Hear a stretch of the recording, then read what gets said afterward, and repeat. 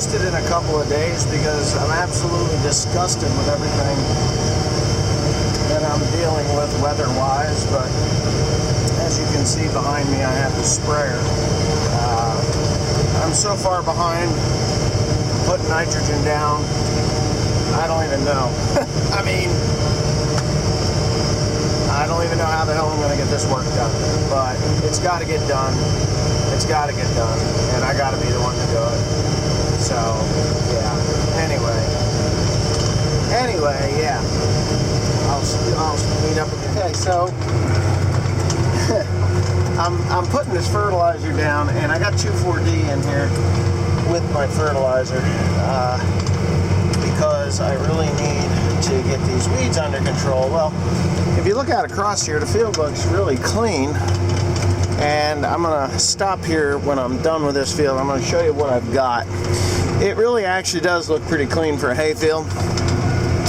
I've got, you know, a little bit of mustard there, but that's about it. Just a couple sprigs of mustard. Now that stuff has seeds like there's no tomorrow, and yeah, I know they'll go and they'll spread out like wildfire if you don't get them under control.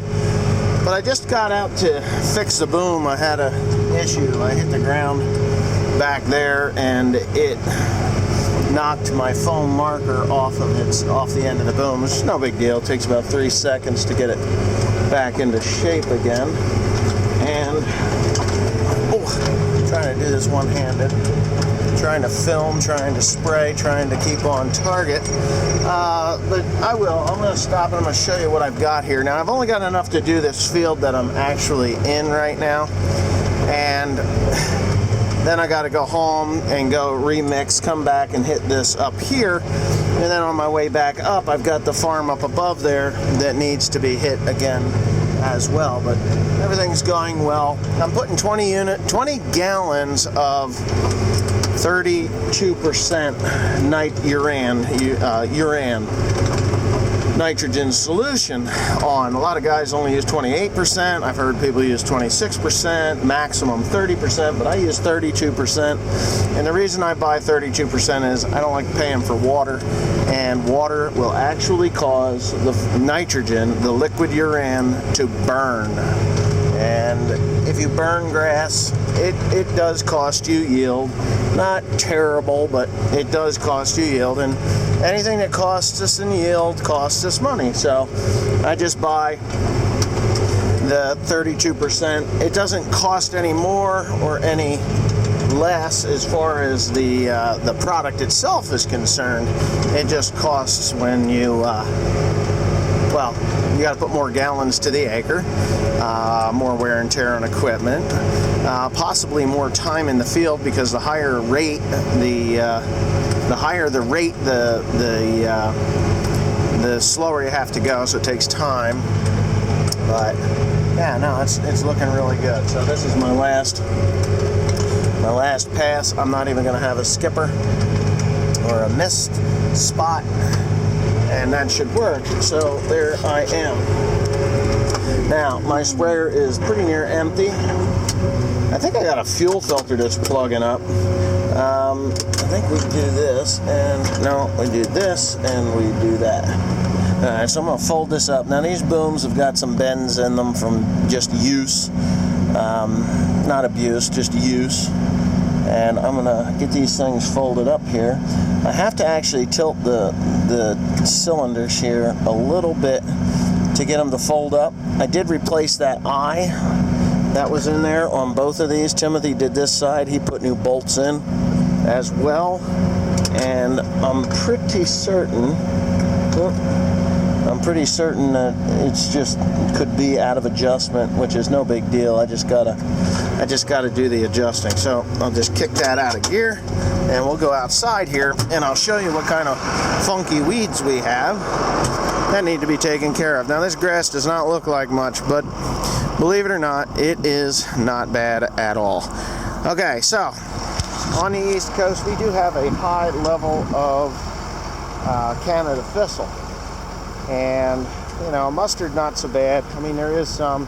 But Canada thistle, there's some right there if you see it. Right at the, hold on, right there at the tip of my finger. I don't want to touch it because I got There's 2,4-D in here. Now, that's the small Canada thistle, and why I'm unable to see the larger Canada thistle, I don't know.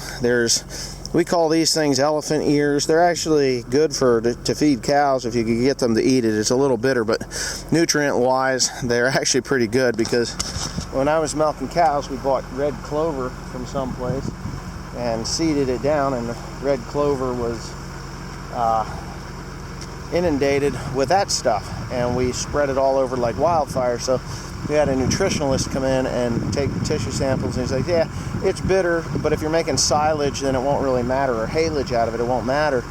It actually is very nutritious for the animals. They just don't like to eat it because it's bitter. But here's my Canada thistle, and you can see it here, here, there, and by the time I get back with this next load, it's bad. It's all through the field, spotty through the field, but you can see it.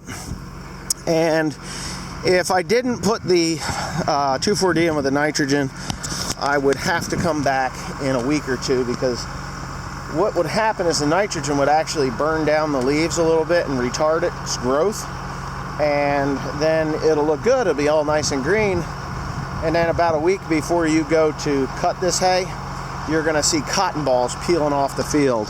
And there it is again, just loaded throughout the whole entire area here.